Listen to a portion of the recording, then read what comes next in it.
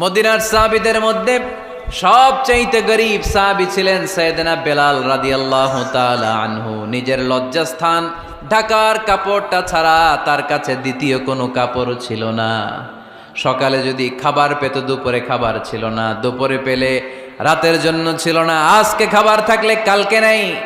মদিনার সবচাইতে গরীব সাহাবী বেলাল রাদিয়াল্লাহু তাআলা আনহু, লজ্জাস্থান ঢাকার জন্য শুধু একটা জামা ছিল, গায়ে দেওয়ার মতো কোনো জামা নাই।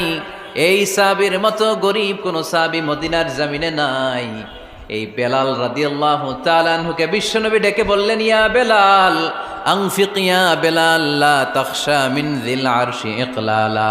ও বেলাল, আল্লাহর রাস্তায় দান করো, কারণ আমার আল্লাহর ধনভাণ্ডারের কমতি নাই। সাইয়েদনা বেলাল রাদিয়াল্লাহু তাআলা আনহু সবচেয়ে গরীব। শুনতেছেন? বুঝতেছেন? সবচেয়ে গরীব। ডাউন পার্টটা ঢাকার মতো একটা গার্মেন্ট ছিল, একটা কাপড়, এটা পেঁচায় আসতো, নামাজ পড়তো। গায়ে রাখার মতো কোনো জামা নাই, আর খাবার দাবার টাকা পয়সা বলতে নাই। ওই সাহাবীরে বিষ্ণু ইসা ইসলাম বললেন, আনফিক বেলাল, বেলাল তুমিও দান করো, তুমিও দাও।